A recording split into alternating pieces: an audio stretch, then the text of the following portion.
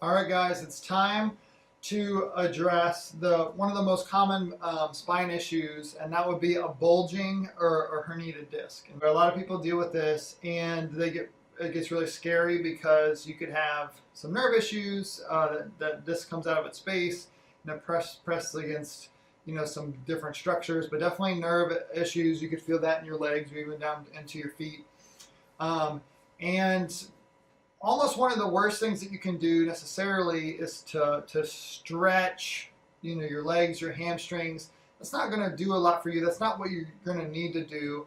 We're going to talk about 3 things that we want to do if this is the problem that you have. Now, if you have a fresh injury, your disc space is not ready for something like this.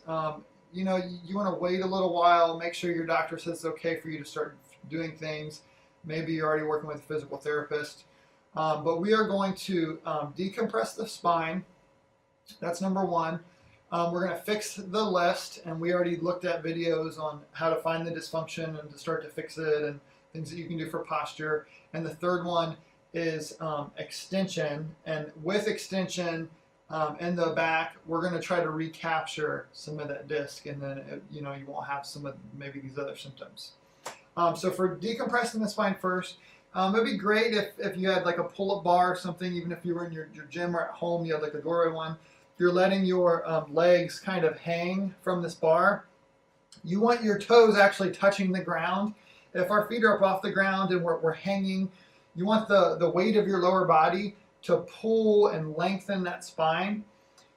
If your feet aren't touching the ground, sometimes it's hard for us to relax our lower body, which needs to happen. So it'd be great if your toes could touch the ground. I'm going to show you a partner kind of decompression. Some people use those inversion tables, but I'm going to show you a really easy one that you could do with a partner. So Greg is going to trust me completely. He's going to be laying there, and he's going to really relax, especially from the waist down. And I'm going to grab at his ankles here with his legs together, and I'm going to give a nice little pull. And I'm going to decompress his spine here. And you could even take them from side to side for a second, kind of loosen up those muscles there and the structures, and then give a nice pull and hold that. And you might do several of these decompressions before you work your way down to some of these extensions. So let's assume we did the decompression, we fixed the list, we worked on some asymmetries and some posture issues, and now we're going to get into extension here. So Greg is going to be flat on the floor, his feet are together, and he's going to contract his glutes, and he's going to go up into a baby cobra here. And so he's going to lift his head up a little bit. He's getting a nice contraction right here in his lower back, and that's what's recapturing the disc into that space there.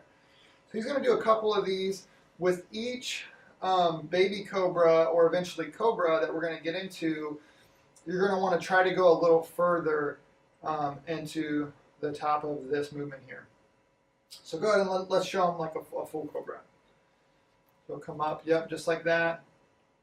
And you might hold this for 10 or 15 seconds and then go down, and you might do 10 or 15 of these and kind of be done. But each time that we go up, we want to try to get a little bit further. So once you've created more space in that disc, now we're doing this back extension to recapture, allow that disc to come back in that space. And that's something that is definitely could happen with some of these exercises. People are afraid to do that. They're used to doing the opposite movements and to really stretch and try to lengthen those, when actually this is something that will help you more.